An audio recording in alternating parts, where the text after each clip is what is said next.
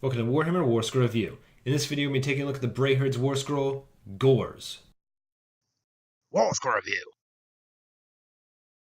Gors are the creatures that come to mind when someone thinks of beastmen or Brayherds. In Age of Sigmar, they are a relatively standard battleline choice. 6-inch move, 1 wound, a 5-up save, and bravery of 5. The models can either choose 2 gore blades or a gore blade and a beast shield, increasing the model's save to a 4-up in combat. Taking 2 gore blades allows the model to reroll 1s to hit.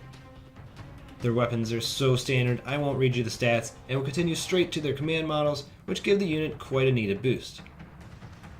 The unit's musician allows them to run and charge, and the banner bearer adds 1 inch to run and pile-ins. Along with their 6-inch move, the model's threat range when running is 7 plus 3d6 inches, with an average of 17. For an infantry battle line unit, that is pretty fast. In addition to this, they have one more special rule called Anarchy and Mayhem. This rule has the unit rolling a die before it piles in.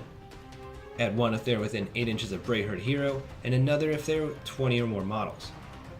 If they roll a 4-up, they add 1 to wound rolls, and if they roll a 6, they make an extra attack, making their mediocre weapons somewhat less mediocre. Luckily, these models are cheap. The player will be paying 80 points for 10 and 210 points for a maxed out unit of 30. In general, I'd recommend the shields to make them a bit more durable in combat since they aren't too killy.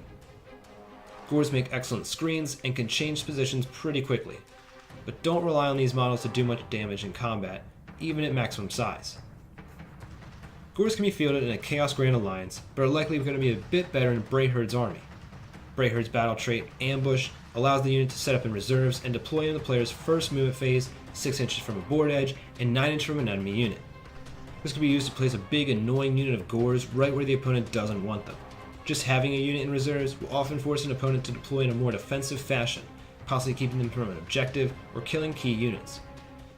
Brayherd's other battle trait sets up a terrain piece that would give the unit an additional bravery. It would also give the player the option of dealing D3 mortal wounds to the unit in order to give them +1 to hit. This could prove a worthwhile trait. The Brayherd faction also offers a decent artifact called the Brayblast Trumpet. The item adds 1 to hit rolls for Brayherd units within 18 inches of the bearer if it was set up with Ambush that turn.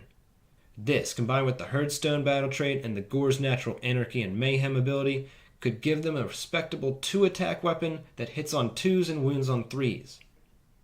Brayherd have 2 support character models that can give the Gors a further boost.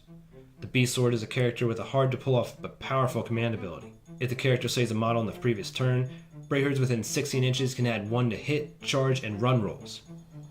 This would not only add 2 to the Gors' threat range, it would give them yet another source of additional accuracy. The other, more reliable augment comes from the Bray Shaman.